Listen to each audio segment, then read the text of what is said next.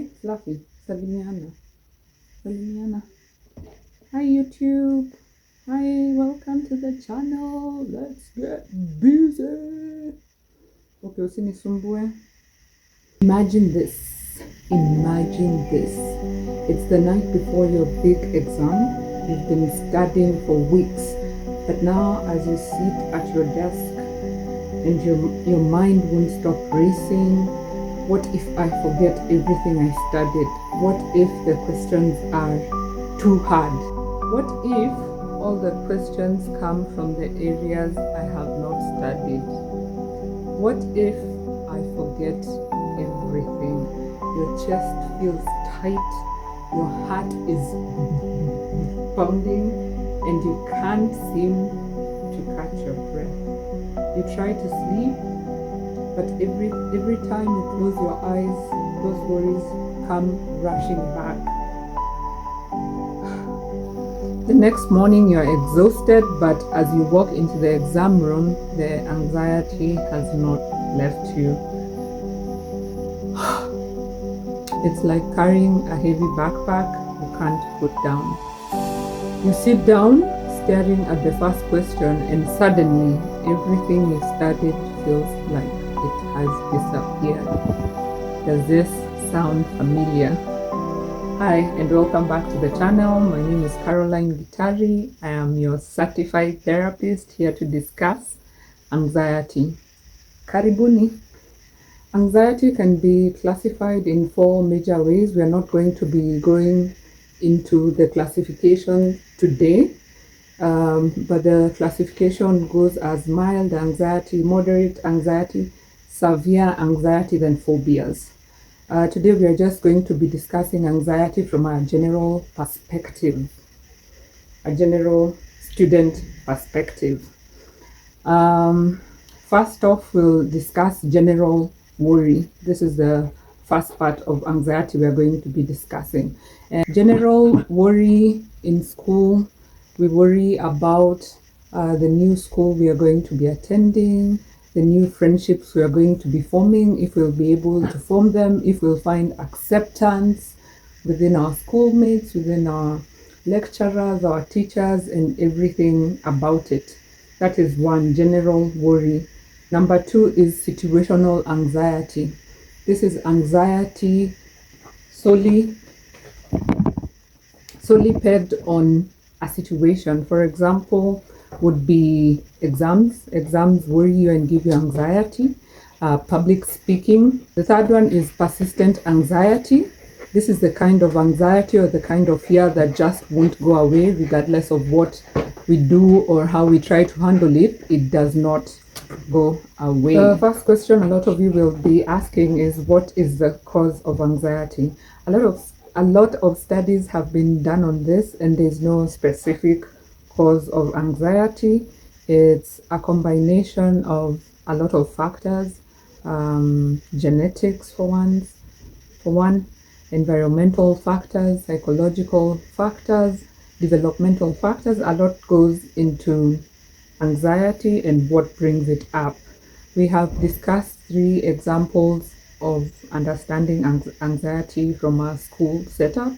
Now we'll go straight to common triggers of anxiety. One would be transitional periods. For example, moving school from primary school to high school to college. Transitional periods, moving from one normal to another, could be a cause of general worry. You get worried about how people will perceive you, how you perceive them back, how acceptance will come or not come, and how you will cope with your new normal. This is a very common source of anxiety.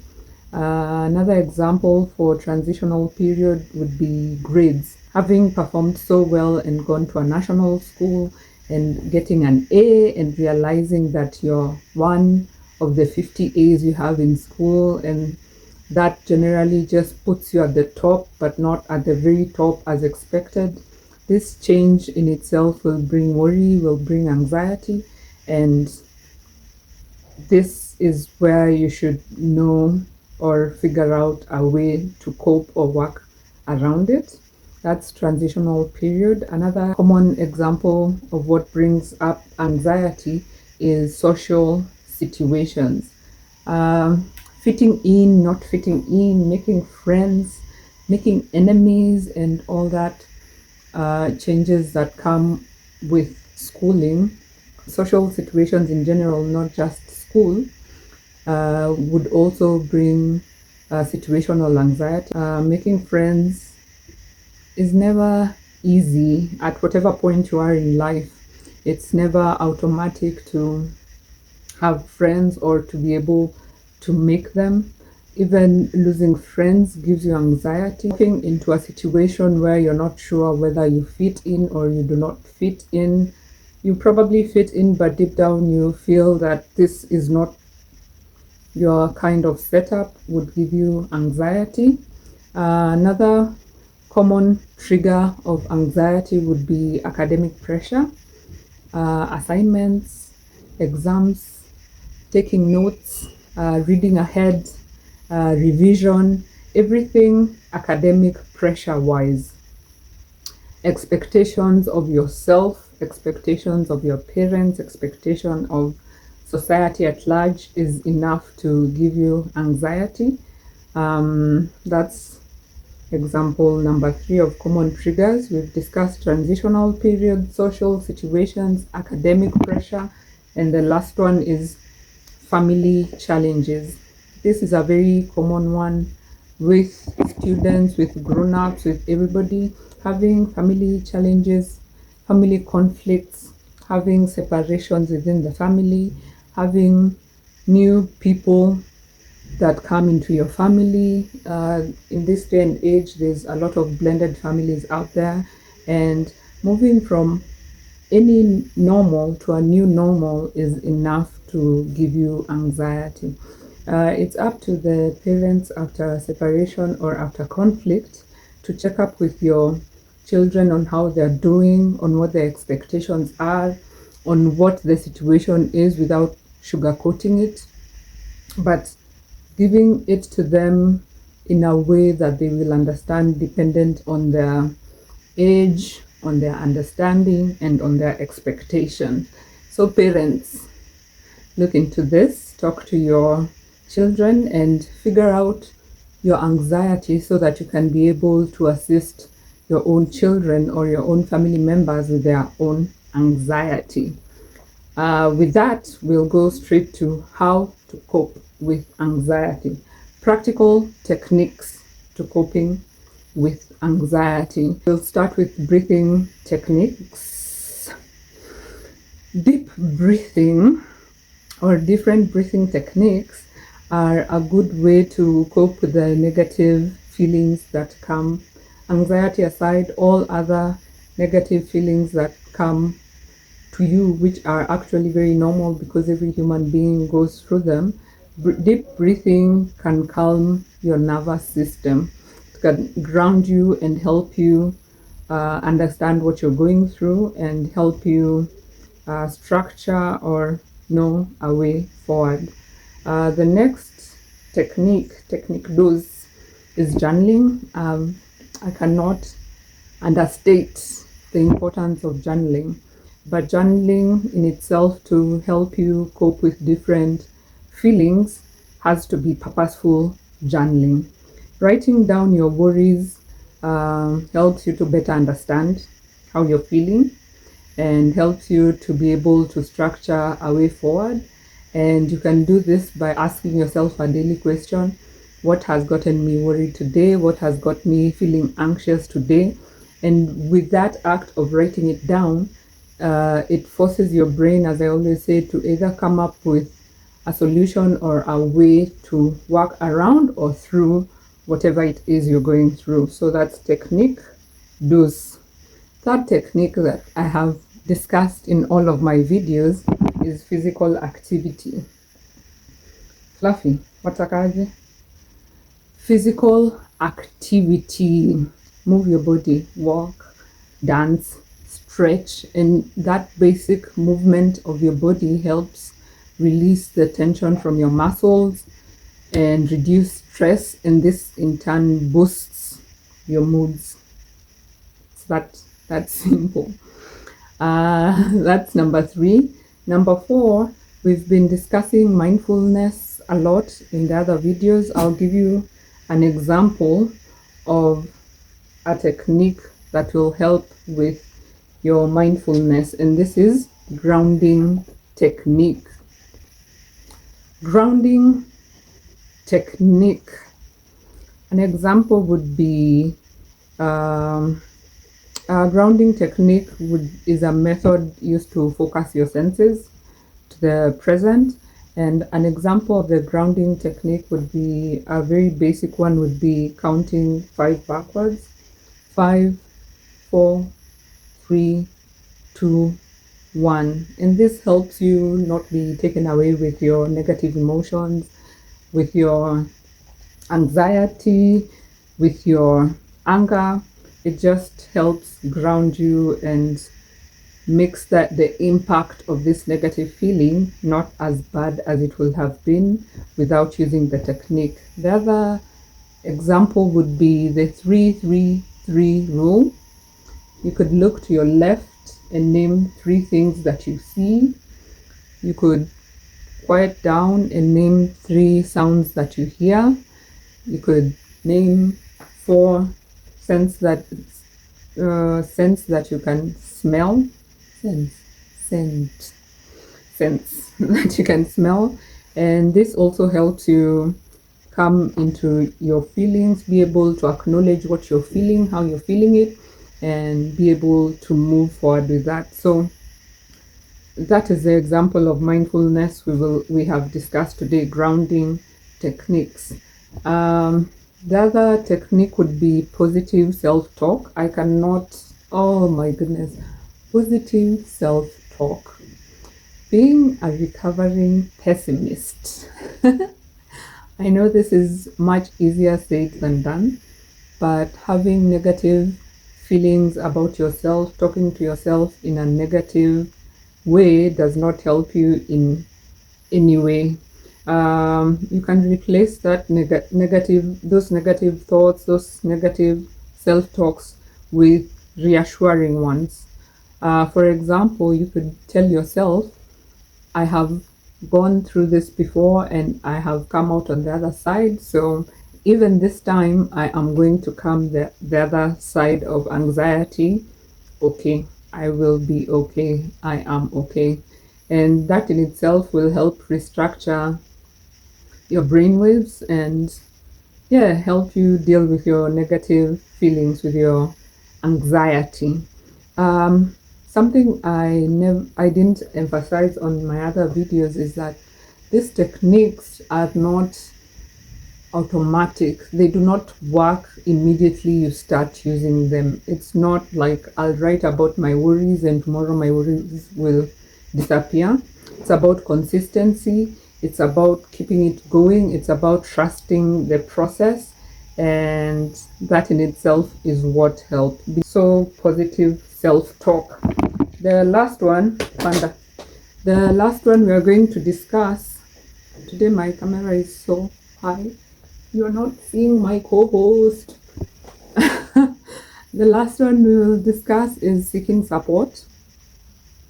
This support could be from your teachers, from a teacher that you support, from a primary caregiver, from the school counselor, school counselor, somebody that you feel will listen to you and will be able to help you process whatever it is you're going through.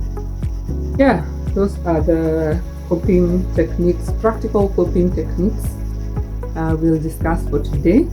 Next, we'll go to when to seek help. Now you know you're going through anxiety, or you know you've gone through anxiety for a while.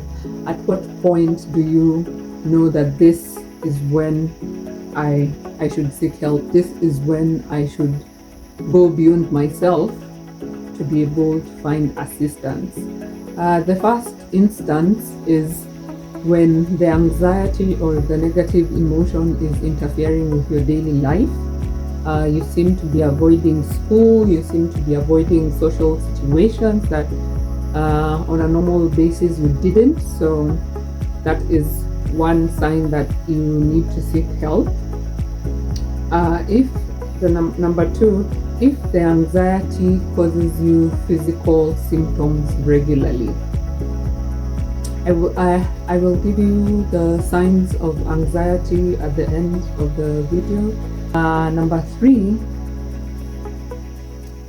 if your anxiety is persistent despite trying your practical coping techniques. You've been journaling for a while, you've been moving your body, walking, dancing, you've been doing a lot, and you've been putting your trust in these techniques, but none of them, after a long period of time, none of them seems to be taking the anxiety away. That means your anxiety has gone from one level to the next. It is time to seek professional assistance.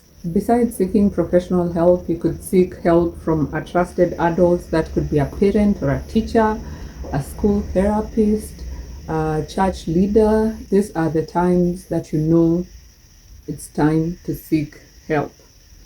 We will discuss a few signs of anxiety, and we will classify these signs into four: physical signs, emotional signs, behavioral signs, and psychological signs. Let's start with emotional signs. Number one emotional sign is worrying, constant worrying that just doesn't go away. The next one is irritability. Everything seems to irritate you. Everyone seems to be saying the wrong thing, doing the wrong thing. And as we said, if you do not communicate, do not expect people to be mind readers. Talk to people, tell them in a healthy way what they're doing wrong, how they could do it differently, and ask them also if this is something they have experienced from you. The third emotional sign is trouble focusing.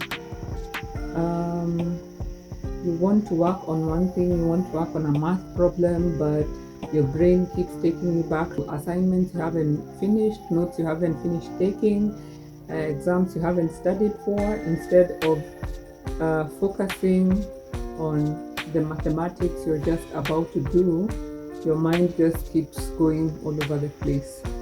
The signs we'll discuss are behavioral signs. As we have said, avoiding situations. Procrastinating is the twin sister to perfectionism. It's the two sides of a coin. The other behavioral sign would be difficulty concentrating. Your mind is scattered, your mind just keeps going to negative stuff that hasn't necessarily happened, but your mind won't let it go. So those are some behavioral signs. Next, we'll talk about physical signs of anxiety. Include sweating, hot flashes, cold flashes. Your body keeps going from hot to cold, cold to hot, sweats, fast heartbeat, upset stomach. It keeps growling and you feel uncomfortable with the whole situation. Restlessness is also a physical sign. Muscle tension, that's why we need to move our bodies. We need to walk and dance and move to help with the muscle tension. Trembling and shaking is also a physical sign of anxiety or of a lot of negative emotions. Some psychological signs. Most of the psychological signs are based on fear, because we said anxiety moves from mild level anxiety all the way to phobias. So most of the psychological signs have to do with fear. You fear losing control, fear of dying, feeling of detachment. We've discussed this before in our previous videos. You're detached from reality and what is happening around you. Feelings of shortness of breath. That's where the hyperventilation comes in. You feel there's not enough oxygen around you to help you breathe. It's like someone sucked all the oxygen out of the room. Lightheadedness, you feel like you'll collapse because of the fear that is happening, the anxiety, the irrationality that is going on in your head. You might feel like you're choking. Yes, and these are some of the signs of anxiety. Oh, Fluffy's he's here. He's distracting us, but we are present. That is it for today's video. Short and sweet. Remember, anxiety does not define you. With the right tools, you can overcome it and thrive. I hope this video has given you something to work with. It has shown you how to identify anxiety and how to cope with it however it comes. With that, we'll say goodbye. Come from Jennifer Heavy. We'll say bye bye. Check out our other videos, subscribe, like, comment. Let us know how you went through anxiety, what worked for you, and what helped you cope and move forward. Bye bye.